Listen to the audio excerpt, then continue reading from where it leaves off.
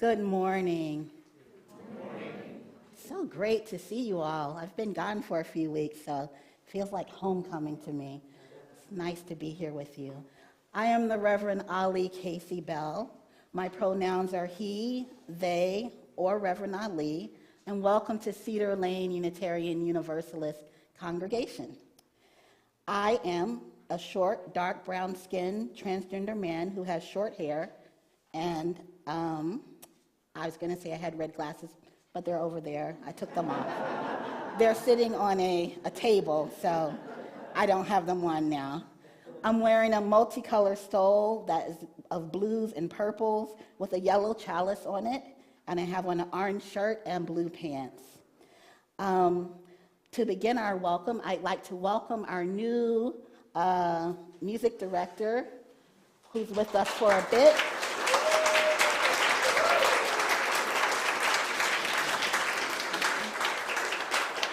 This is Libby Wiebel. Libby is a UU, an extraordinary music director. She comes to us highly acclaimed and recommended, and we are so excited to be working with her for this season. So we look forward to lots of great music from Libby. Whoever you are, whomever you love, whatever your beliefs, gender identity, documentation status, disability, and wherever you're joining us from, in person or at home, you are welcome to bring your full self here. A special welcome to those of you who are new to Cedar Lane this morning. And if you're joining us for the first time, you can just give us a little hand in the air, and we have a little present for you, or if you're in person. And if you're online, just type it in the chat, and you'll get a warm Cedar Lane welcome online. All right. Welcome so much. And can we have a nice Cedar Lane welcome for our listeners? Thank you. Our weekly e-newsletter is a great way to stay informed and updated about all the happenings at Cedar Lane. I don't know if you all are opening it all the way. You know, there's like that little bit that you see, but if you click at the bottom, you get everything for like the month. So you gotta go down and click more. I didn't know that for like 2 months and was always surprised about everything that was happening. You gotta click more. So you can sign up through the link on the website homepage, and it's at www.cedarlane.org. Our pastoral visitors are an extension of the ministry team. Can you stand up for us? Helen Pekacek is our pastoral visitor today, and she's available to support you in person. Cedar Lane UU congregation is situated on the ancestral lands of the Nacotchtank people, part of the Piscataway group of tribes, and on the land in which enslaved African people worked and their descendants worked and lived without choice or reward. We honor with gratitude the land and the people who have protected it through the generations. We gather in gratitude for all who have gone before, whose love and labor help create and sustain the mission and ministry of this religious congregation. And in this spirit, we gather. In this spirit, we worship.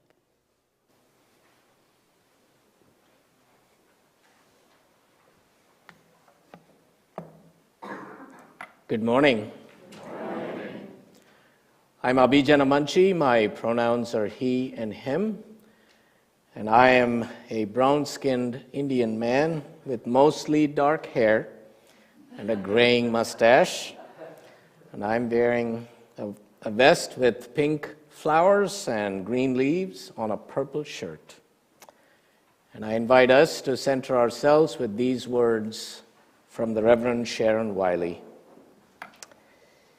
It is said that ministers are here to comfort the afflicted and afflict the comfortable. I say we are all afflicted and we're all comfortable. May our time together this morning be a comfort and an affliction. May we here find peace in times of tumult. May we here invite tumult into lives of peace. May we here find calm in times of restlessness. May we here allow restlessness to evolve into action.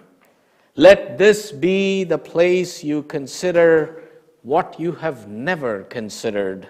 Let this be the place you imagine for yourself something new and unthinkable. May this hour bring dreams of new ways of being and doing in the world. Come, let us worship together.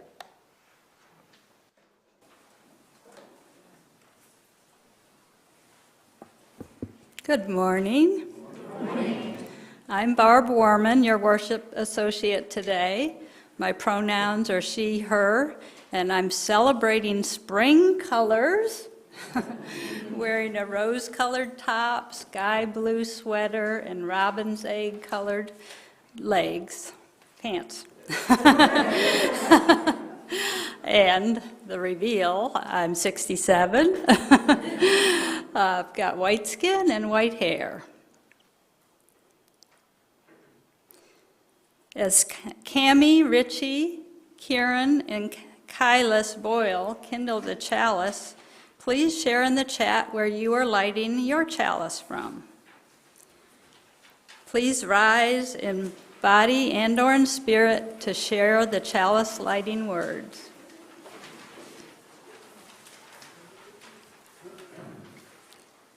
We kindle the chalice, symbol of our shared faith and beloved community, to illuminate our way toward love.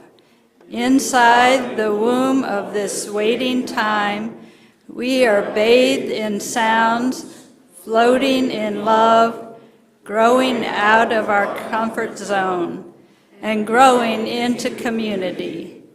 We experience love, sorrow, pain, and joy. There is a numinous quickening as we await a new world yet unborn.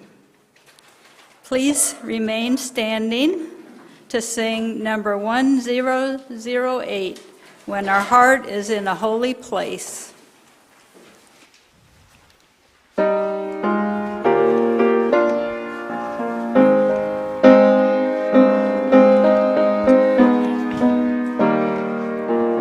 When our heart is in a holy place, when our heart is in a holy place, we are blessed with love and amazing grace.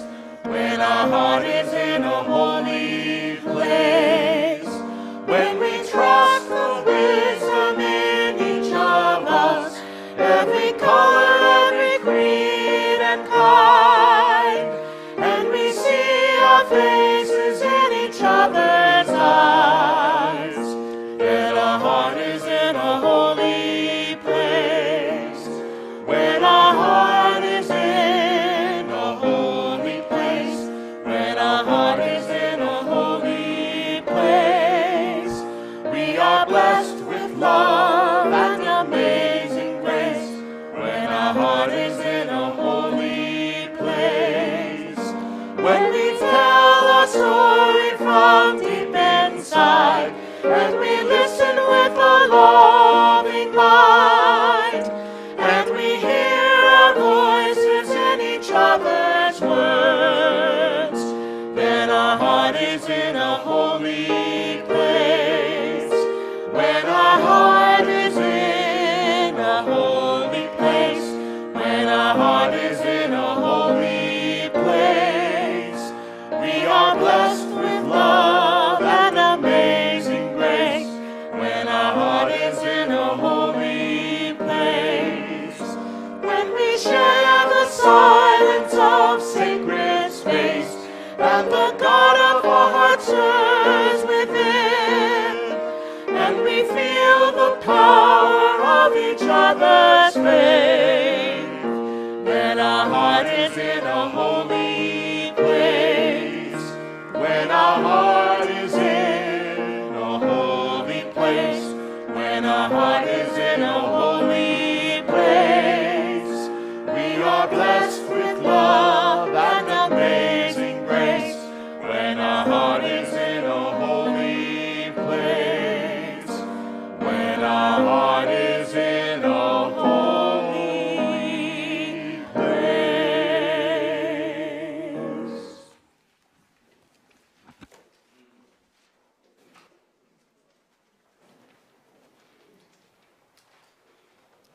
was beautiful. It really was. It really, really was. When our heart is in a holy place. Yeah. We are blessed with love And amazing grace. When our heart is in a holy place.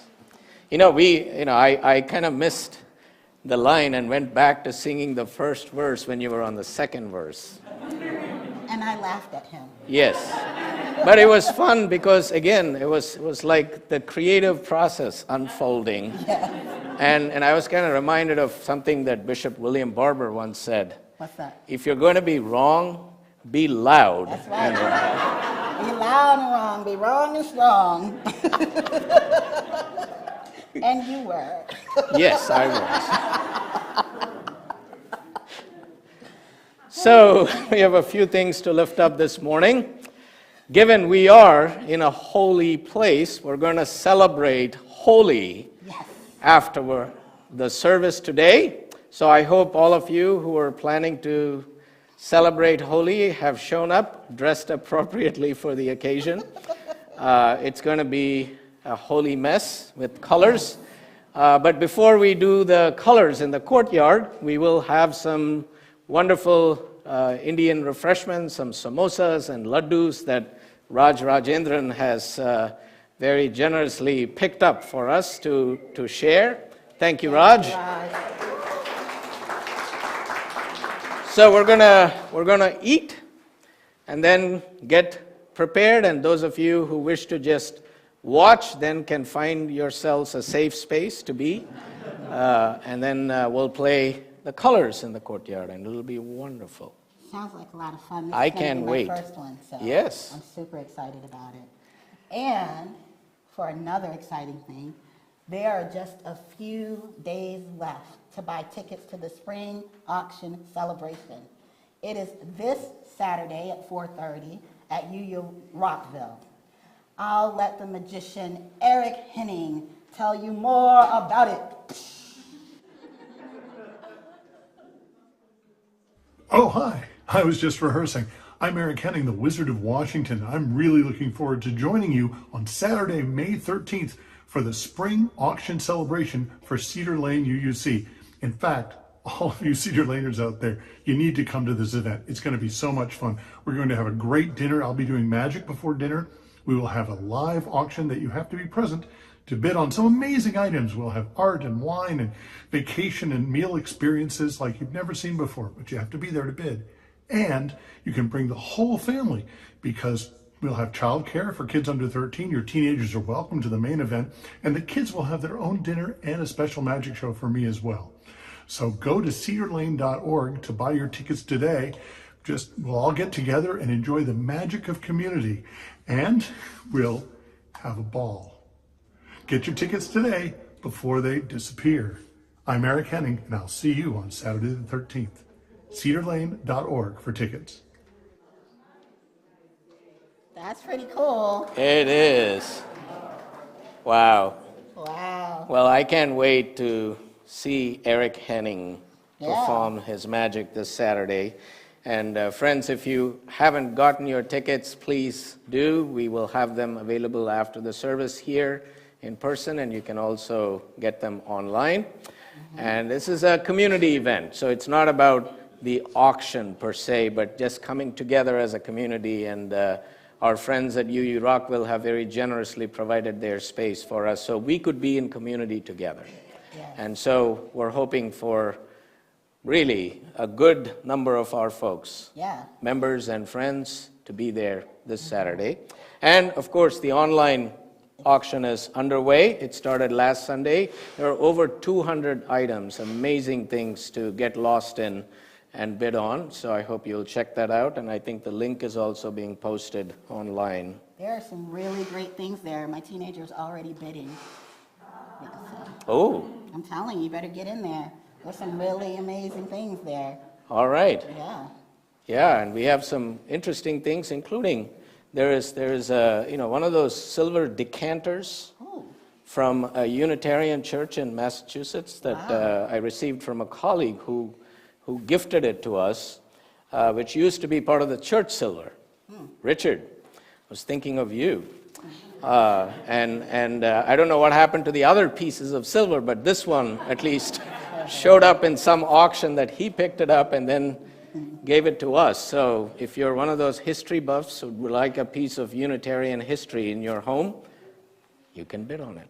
And how about that D&D, the Dungeons and Dragons game? Oh, yeah. Yeah. That's that right. was And then really there's cool. something about Bette Midler. Yeah, I saw that. Yeah. I mean, you got to get in there. There's something for everybody. So All right. Go check it out. That's right. Anyway, and next Tuesday, please join me on Zoom for a discussion about the Article 2 that is being considered for changes and amendments at the upcoming General Assembly in Pittsburgh. And this is a process that we as an association go through periodically, I think every 10 years or so. And you can come to the forum to find out more about what are the proposed changes that the study commission, which has been working on it for a couple of years now, changes to the 7 principles and our sources and the new wording that is being proposed and also the new covenant that is being considered. So it should be a fun conversation. So I'm looking forward to seeing some of you there on Zoom, and the link is in our e-news if you're interested to join. And after service today, you can also join the Rock Creek cleanup. It's occurring at 11:30 because, making sure that we take care of our environment is important. So if you'd like to get out and do some Rock Creek cleanup, that's available to you. So there's a lot of stuff going on. That's right. You can get involved. But now we move into the space of naming and sharing the joys and sorrows of this community and beyond. So let us go about that.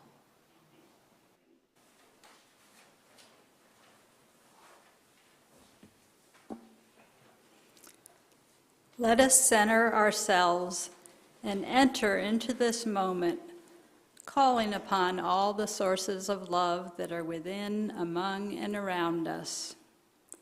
We lift up those in our community who are living through significant passages, the small and extraordinary milestones of life. We pause to be present to our spiritual companions and the concerns of our own hearts. Within our Cedar Lane community, we will celebrate the life of Josiah Weiss at 3 p.m. this afternoon. All are welcome to join the service at the UU Congregation of Fairfax. Josiah was the husband of UUCF's Director of Music and Arts, Laura Weiss. Our caring extends beyond Cedar Lane to others whose lives are lost and whose lives are impacted by war, violence, and calamities in our nation and in our world. May these friends of ours, our companions in the world, and all the joys and sorrows we hold in our hearts be held in the embrace of silence. As we enter the silence together, you are invited to rise in body and/or in spirit and speak the names of the loved ones that you are holding in remembrance, or share their names in the chat.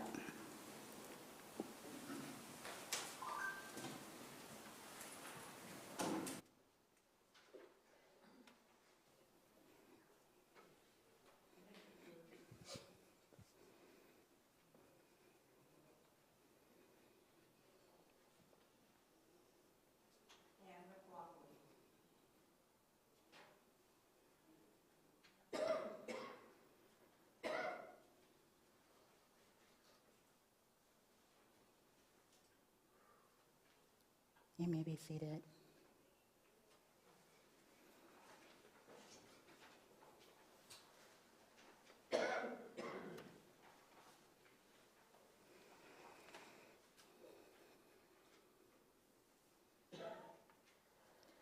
Spirit of life and love, comforter beyond all comfort,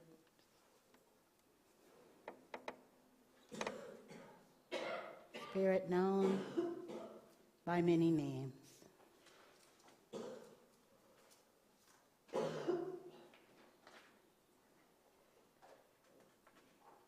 On this day, in this space, We seek you.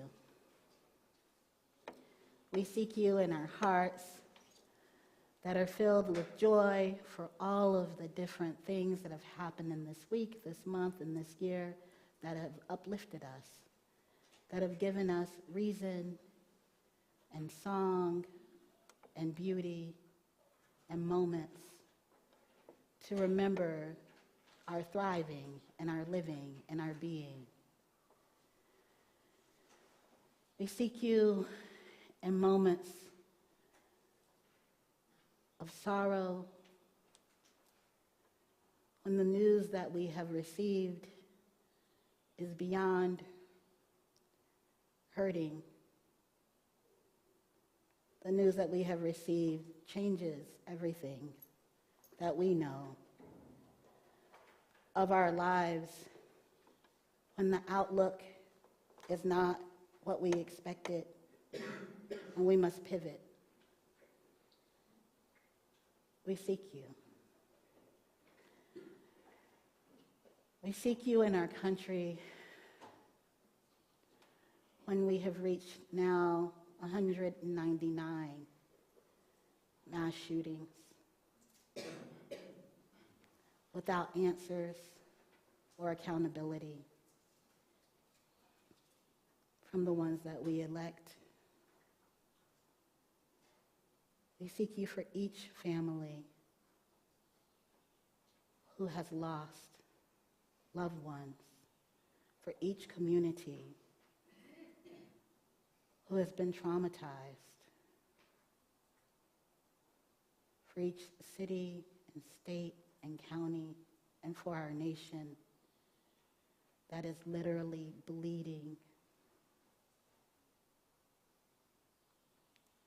from our indecision.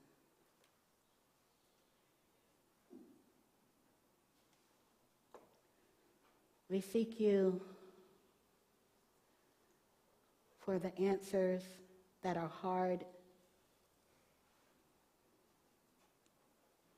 to actually implement when we look away from our unhoused neighbors and our hungry neighbors and our mentally unstable neighbors and family members and friends.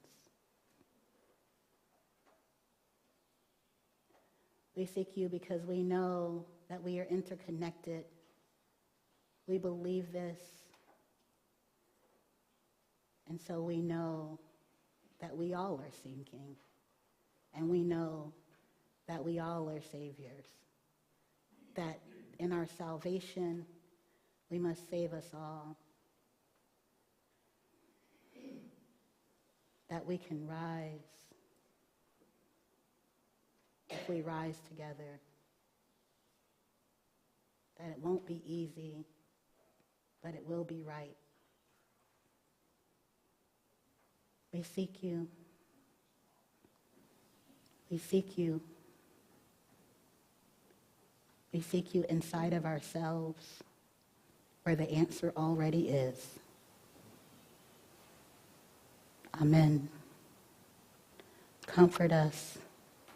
Continue to afflict us. Comfort us. We seek you. Ashe. May it be so.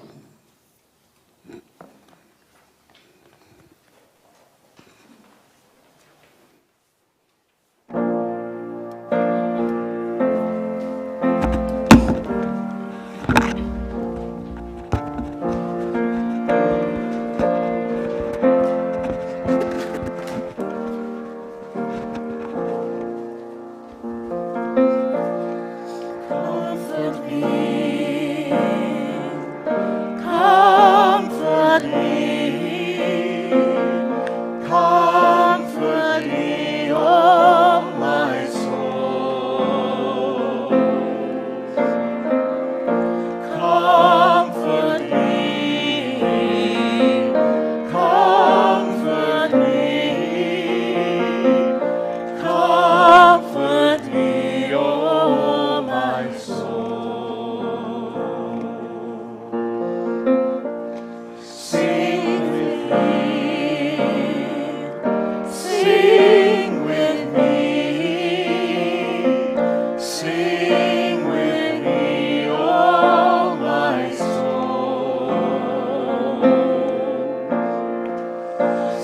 Sing with me.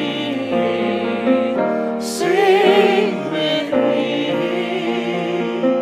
Sing with me, oh my soul. Speak for me. Speak for me. Speak for me, oh my soul. Speak for me. Speak for me. Speak for me, oh my soul.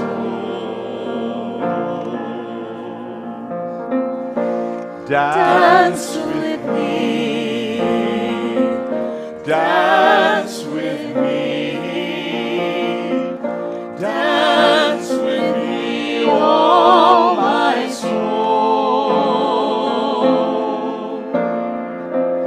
Dance with me.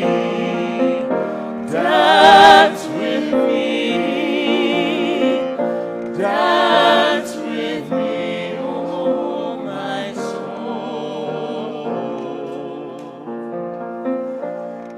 Comfort me. Comfort me. Comfort me, oh my soul. Comfort me. Comfort me. Comfort me, oh my soul.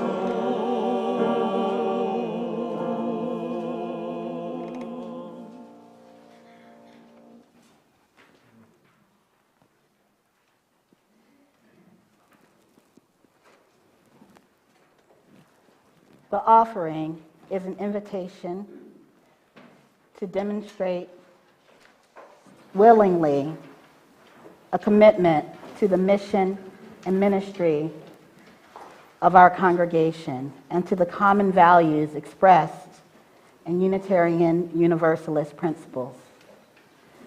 Our offering reminds us that our congregation belongs to us, to each of us, as well as to the whole of us.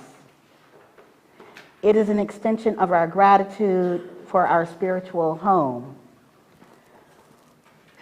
It is an extension to invite us to be who we are, as we are, and to live lives of joy, hope, integrity, and service. Today we share the plate with Shepherd's Table. And I'm going to tell you a little bit about Shepherd's Table. It was the first place I visited outside of our congregation when I came to serve you all. Nancy Jansen took me from the cut-ups. They cut up vegetables for Shepherd's Table. And I spent over 20 years in social work, and so I've been to a lot of soup kitchens or feeding sites, and I have not seen something like Shepherd's Table before. The space was infused with dignity, the dignity for the people that they serve. And there were chefs there. They hired chefs to prepare meals, real meals, not just something thrown together for those people. And they actually composted and recycled. And when they got things that they couldn't use, they made it their business to be able to pass it along to other food banks and kitchens that other people could use. So no donation went to waste for them.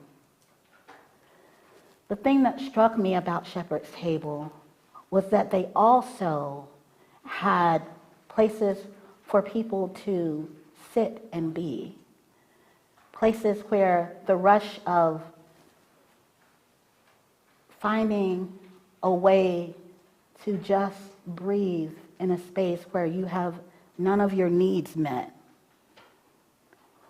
was abated for a second. There was a man who was experiencing a schizophrenic episode, and he knew his safe harbor was Shepherd's Table. He would come in and play the piano. And they allowed him to do that. They would open the door, he would come in and sit down and play the piano. Excellent classic pianist. And he would play for hours. They would feed him, give him toiletries. He would leave. Dignity. Dignity that everyone deserves. Dignity that we speak of in our congregation. Shepherd's Table does so much for the community that it's in and for our county. And I truly believe in the work that they do with so little. They have housing above them. And I couldn't believe it because when I walked in, I said, that looks like permanent housing. But I don't understand that because I thought you told me we were going to a feeding site. And it was. A few apartments up above. And a woman came downstairs from those apartments and she said, I'm here for, I think it was lunch. I'm here for lunch.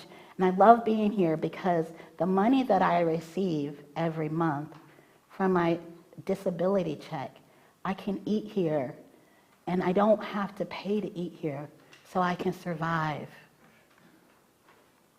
That is the work of love in action. That is the work of dignity. That is how we live in community. So today we share the plate with Shepherd's Table. And you can text to donate at CLUUC, the amount to 73256. Or you can donate online at our bit.ly link, Cedar Lane Give Now, and choose the collection plate. You can mail a check to us at 9601 Cedar Lane in Bethesda.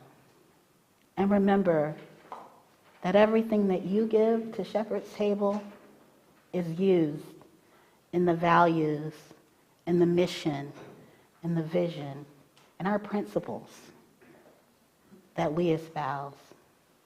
Thank you for your generosity. Today's offering will be gratefully received.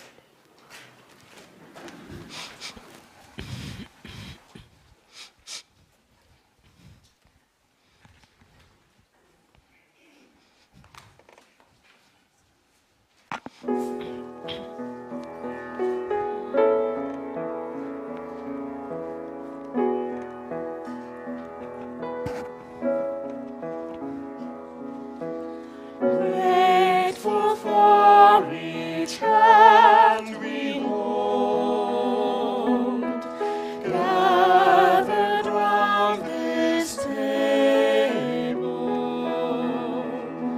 From far and near we travel home, blessed that we are able.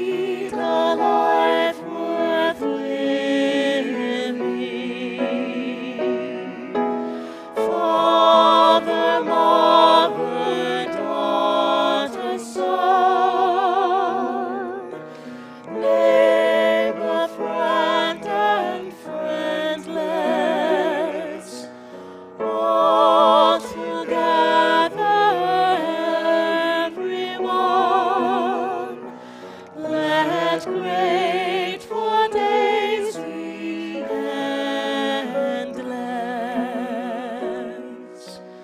grateful for each hand we hold, gathered round this table.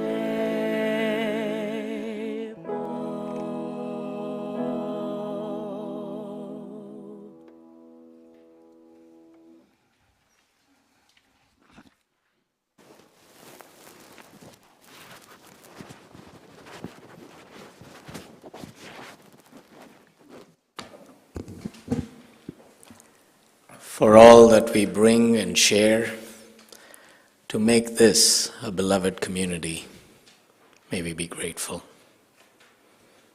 Thank you, Jenny Lynn, Rachel, Kevin, Travis, and Libby for that beautiful Thanksgiving song. You know, the service as we have experienced it is truly an expression of creativity, embodies the spirit of creativity. You know, Travis was actually sharing something that I wish he had said a couple of days before, which is, he just said I should say the creative process or the spirit of the creativity is etc., etc., etc., and now let us rise and sing when the Spirit says do. You know, if he had told me that on Friday, I wouldn't have labored and toiled to actually talk about the spirit of creativity. Because you see, for the longest time, I did not believe I was creative. All the way through young adulthood, I carried this certain belief that creativity is something either you're born with, that is, you have it, or you don't. And in my mind, it definitely did not come in the form of my, one-dimensional house that I knew how to draw with a few birds at the top, or those stick-like figures that would be around that house, or that one and only still life with mangoes and apples. Don't ask. With mangoes and apples that I just knew how to draw and paint.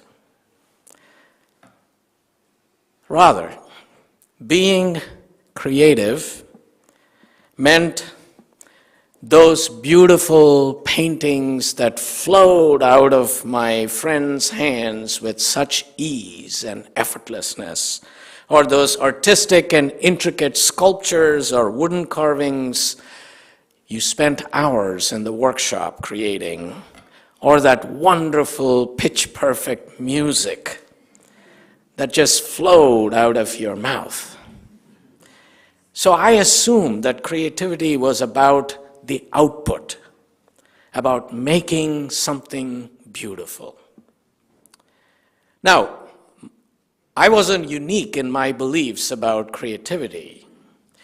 You see, in our world, creativity is often confused as a skill or talent, something we can be good at or bad at, rather than as a way of being in the world. I mean, if you feel comfortable, show of hands, how many of you think you are creative? All right, this is a UU space, I have to say. How many of you think that you are creative sometimes? Yeah. And how many of you think you're not creative? Yeah. Yeah. Because, you see, at school, we're taught to conform. We're conditioned to conform, to color in between the lines. And you get into trouble if you don't color between the lines. How many of you have gotten into trouble for doing that? There you go, yeah. Yeah. And then at work, we learn not to take risks, even in ministry. We're taught, for example, you're told, it's drummed into you, do not change the order of service in your first year of ministry. You do so at your peril. And we learn to play it safe by making assumptions about ourselves. I'm not an artist, so I'm not creative. By comparing ourselves. Barbara writes great sermons, so I'm not creative. We censor ourselves. If I do that, people will laugh at me. They'll think I'm stupid, so I won't do anything.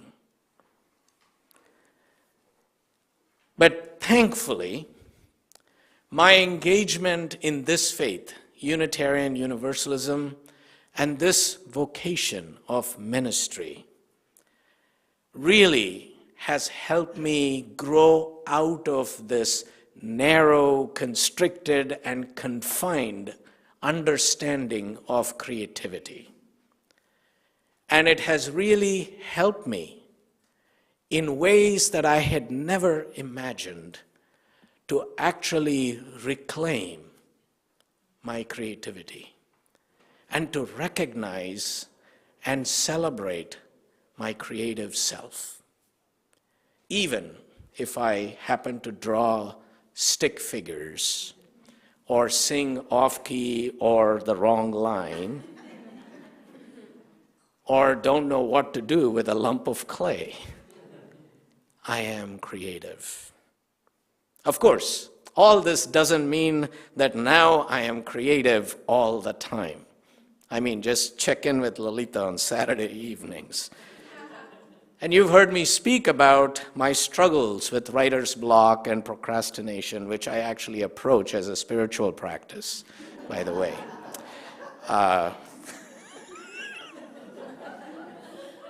Yeah, you should consider that, Ali. That's a different way, you know. There's a sense of ease I feel when I say procrastination is a spiritual practice. Yeah.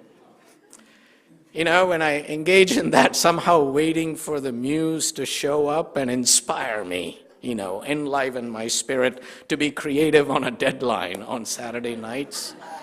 They don't, and Dino knows this. That's when I show up with a product that he mostly notices and lets me know gently and lovingly during the receiving line. Well, there have been many instances when I have found myself staring at a blank piece of paper or the screen and just waiting late into the night, and then suddenly some image or story would pop up in my head, and then somehow the reflection comes together. But most of the time, ideas and thoughts have come forth when I'm in conversation with Lolita or my colleagues, Reverend Bill Singford or Kristen Harper. And we do this every week. When one thought somehow would spark another and it would grow into something meaningful or useful that I'd ever have come up just sitting by myself. Creativity through conversation and connection. Now let me tell you another story, and this is not mine. It's a familiar story for many of you. I saw it in a movie. I didn't know about it until then. It's the story of how some people sitting in Houston, Texas, saved the lives of some wounded astronauts aboard Apollo 13 from what seemed like certain doom and death. Now, as the movie depicted, and I don't know if that was the exact, but it was wonderful. Ron Howard did a great job. After the spacecraft's explosion, a bunch of NASA scientists and technicians sat down with all the contents they knew were on board the spaceship. And what they had to work with were things like duct tape and operating manuals. And while the crew was struggling to keep going on board the ship, the ground crew figured out how they could use what they had on board to meet those critical needs. And they tried one idea and concluded it didn't work. They tried another and another and another, and eventually they figured it out together. And Tom Hanks landed safely. Now, there's actually a theological term for this, something we learned in seminary, much to my great delight. It was my eureka moment. It's called creative interchange. And it was coined by philosopher and empirical theologian Henry Nelson Wyman, who taught at the University of Chicago for many years and then at the University of Southern Illinois. And Henry Nelson Wyman was ordained as a young man as a Presbyterian minister, but later in his life, he became involved with Unitarian congregations and worshiped at many Unitarian congregations, including wintering at the Unitarian Universalists of Clearwater, where I served before Cedar Lane.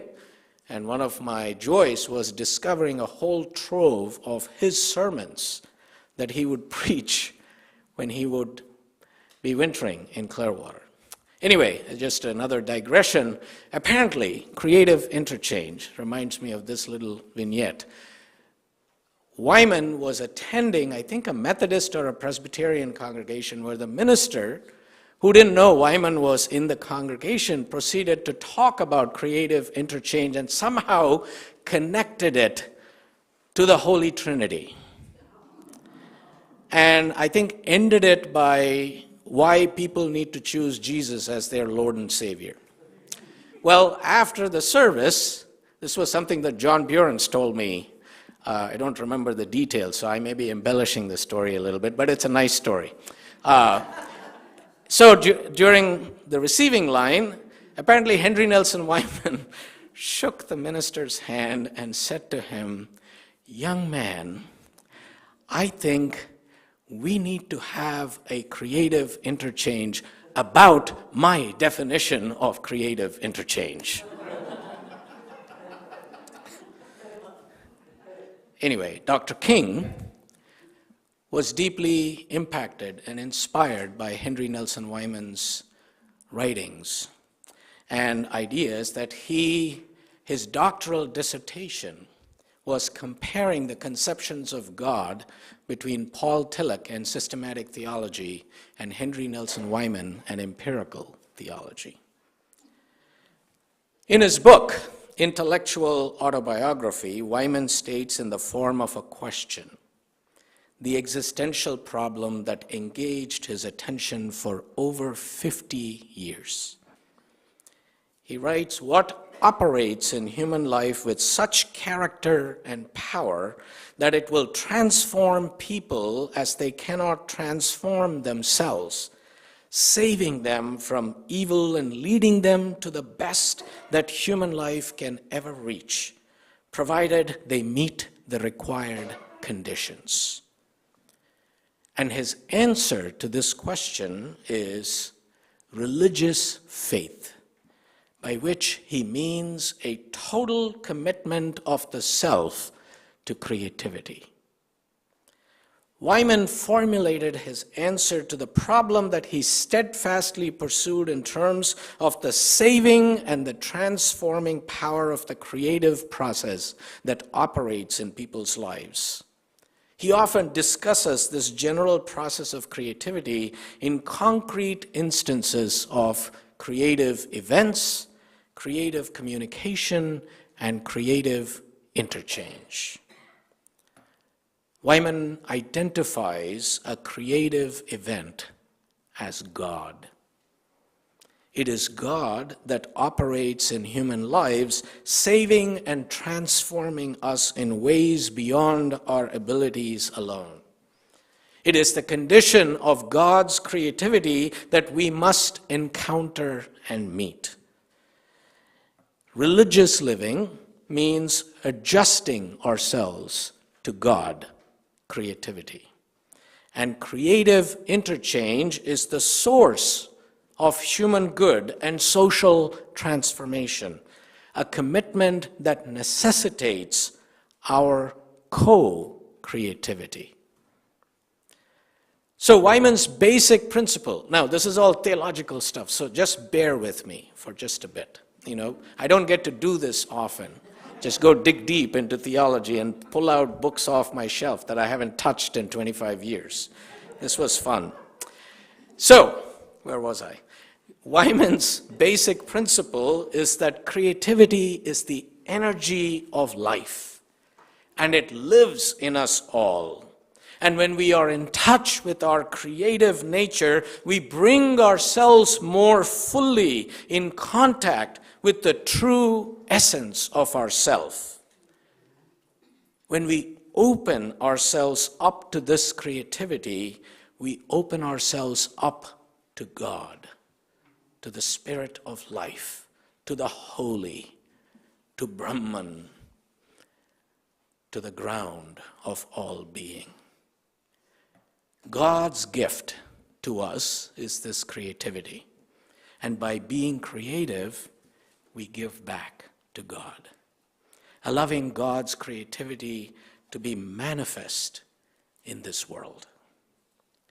So in other words, God is the force pulling us forward in and through life. Now, I'm using God more in terms of what Henry Nelson Wyman defines God as creative interchange, not as that being, physical being, or as Reverend John Wolfe would say, that celestial peeping Tom. No, not that God. God is love, or love is God, but we make decisions and we take actions. So God doesn't do those things for us, neither does God make us do those things. We do those things out of our own free will, perhaps influenced or inspired by God, or not. So in that way, we are God's playmates. You remember Leela? I talked about Leela last Sunday in the context of holy, God's play. So we're God's playmates on the playground that is the world, that is life. The implication of this understanding is we are all creative, Molly. We're all creative. We are all creative beings because that is our true nature. We all have it in us to be creative all the time in anything we're doing. So creativity, that way, is a lifelong process. It is the process of bringing forth and expressing that which is inside us. We cannot help but be creative when we are doing and being who we are. And we are bringing forth our unique expressions of ourselves within the world. We're bringing forth our love. Those expressions are our gifts. I'm going to put Lalita on the spot. Because when Lalita cooks, it is God's play. I mean, she never, those of you who have tasted Lalita's cooking know this, she never uses a cookbook or measuring cups and jars or catching dust in some closet that I don't even know where they are. She just goes into the kitchen, looks at stuff, pulls them together, and then creates. It's really, sometimes I just stand and watch, see her go through that symphony of creation, of creativity in play. And the result is incredible. I mean, I just live to eat Lalita's cooking. And it's incredible. You know, last week we were working and suddenly realized we hadn't had lunch. So she went into the kitchen, found some Indian shallots and some garlic and some chilies, chili flakes, and then put them all together, added it to the numinous sauce that we got from Costco, and put that into the pasta. And oh my God, I've never had such delicious pasta in my life. I was kind of going, Anyway, it was my strawberry moment. Anyway, I get distracted easily. The point is, when we express ourselves by truly being who we are, and we let ourselves be within the flow of life, This flow is where creativity thrives. And when we feel the joy and the sorrow, the triumph and the tragedy of being alive, we are being creative. Yet the level and quality of creativity within our life depends on how willing we are to connect with this energy and channel it with constructive integrity. And in that way, creativity is a force of life, a real and powerful life force that relies on our free will, the integrity of our choices, and the power of our convictions and our beliefs. Creativity is what makes you, you, and me, me. A creator's expressions are expressions of life for the longing of connection, for the solitude of being, for the dazzling incomprehension of what it all means. It is an authentic response to life's intimate and ultimate questions, at once universal and intimately felt. Questions aimed at the elemental truths of being alive and having to die, animated by a yearning for beauty and haunted by the need to find a way to make peace with our mortality. The Indian sages have held in the Upanishads that the emancipation of our soul lies in realizing the ultimate truth of our unity, of our being interconnected. And creativity is experiencing that sense of unity within the uniqueness of our own being. They said, Ishavasya midam sarvam yatkincha jagatyam jagat tena chaktena bunjida magruda kashyasvidhanam. Know all that moves in this moving world as enveloped by the divine consciousness, and find enjoyment through renunciation by letting go, not through greed or possession. Now, the meaning of this is that when we know the multiplicity of things as the final truth, we try to augment ourselves by the external possession of them. But when we know the infinite soul as the final truth that is within and without, then through our union with it, we realize the joy of our soul. So, how do we cultivate creativity in our lives? First, by reimagining our personal definition of creativity. And some questions to get us thinking about it. Have you ever been told that you're not creative, implicitly or explicitly? And what impact has that had on your ability to engage in it?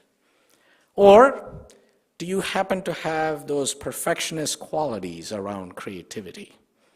What can you let go in order to connect with the creative process? Second, making space in our lives, in our busy lives, and being grounded. Now, I have found that the creative process always starts with the absence of something.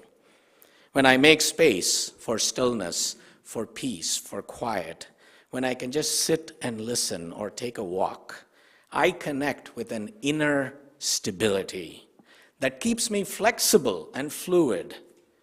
Now, while being flexible and fluid and at the same time being grounded may seem like contradictory realities, and in one sense they are, yet when we discover the creative potential that lies within, we tap into a whole new meaning of what strength is and clarity is. Third, befriending our fears. To live a creative life, we must first lose the fear of being wrong, writes Joseph Chilton Pearce. There's nothing wrong in being wrong, in failing, in making mistakes, except being frightened of it. And when there is fear, there is creativity.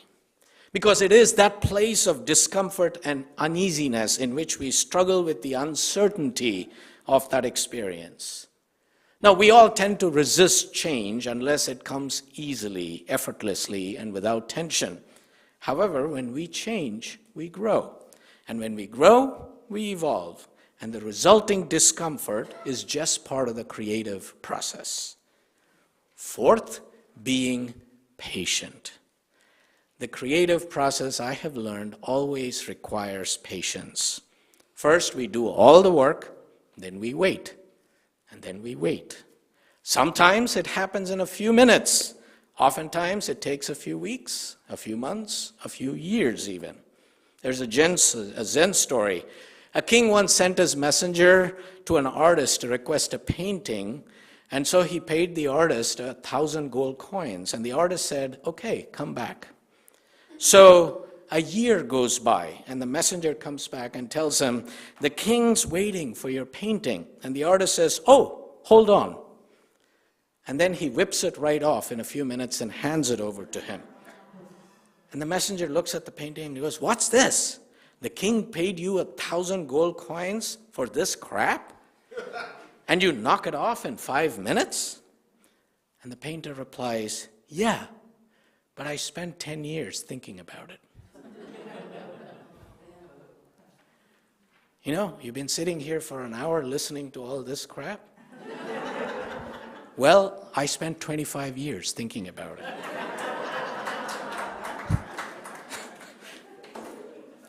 Fifth, make it an everyday practice.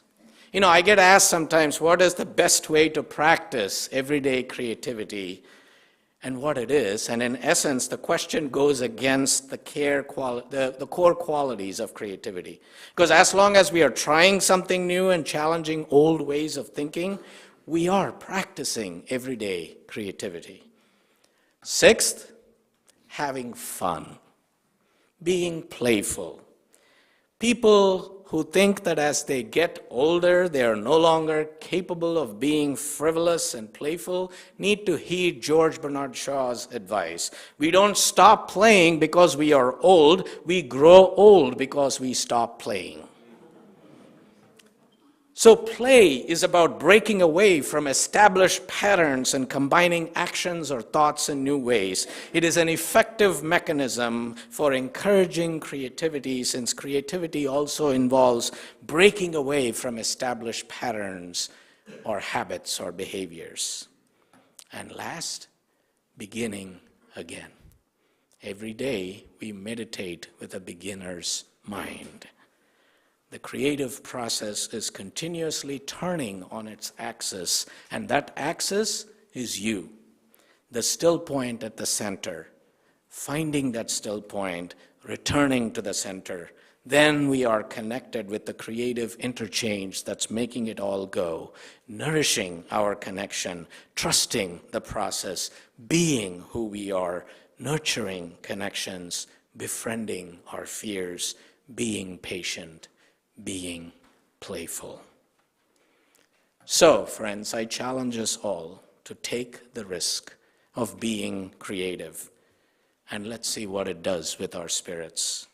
May we be blessed with an abundance of creativity and use it to make this world just a little bit more beautiful, a little more exciting, a little more joyous, a little more just, a little more peaceful, a little more whole. So may it be. Amen. And now I invite you to rise and sing when the Spirit says do. And don't look at the hymnal, just sing it. When the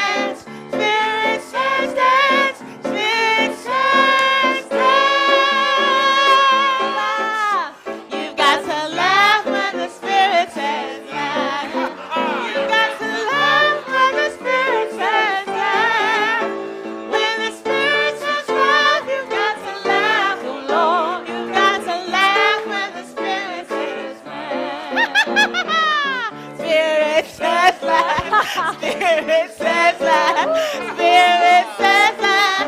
Spirit says that. Spirit says that. Spirit says that. Shout. You've got to shout when the Spirit says shout. Woo! You've got to shout when the Spirit says shout. When the Spirit says shout, you've got to shout. Lord, you've got to shout when the Spirit says shout. Spirit says shout. Spirit says shout. Spirit says shout. Yes, Spirit says shout. Spirit says shout. Spirit says shout. You've got to do when the Spirit says do. You've got to do when the Spirit says do. When the Spirit says do, you've got to do. Oh, oh, you got to do when the Spirit says do. Spirit says do. Spirit says do.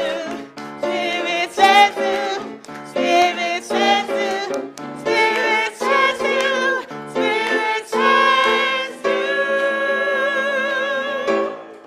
Spirit says do.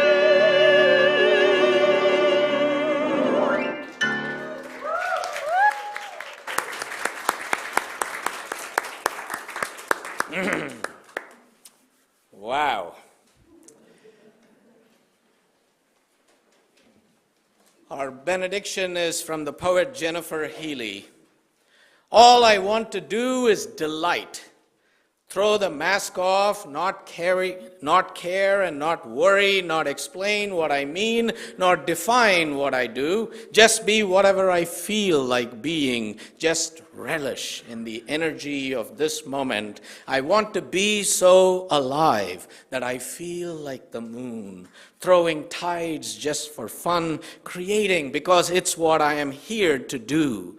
I want to love the color orange, just because it craves delight too. I want to cry because I am so in love with the miracle of being alive. I don't want to feel like I am striving. I want to try and feel like I am flying. I want to write the poetry, read the poetry, and breathe the poetry. I want my life to be beautiful, messy mosaic that even I can't help but fall in love with. Create. I feel the winds of fury blowing through me. Even my bones are smiling. I hear my veins pulsing with desire like branches dancing in the breezes. Wildflowers are waving and the ocean blossoms with a new idea. Crazy and beautiful is how I want my life to feel.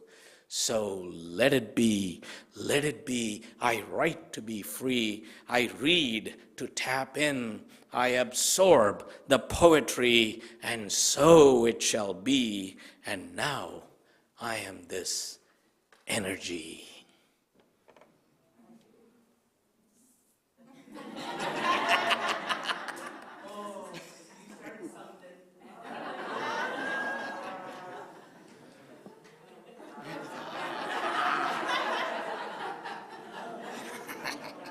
Happy Holi.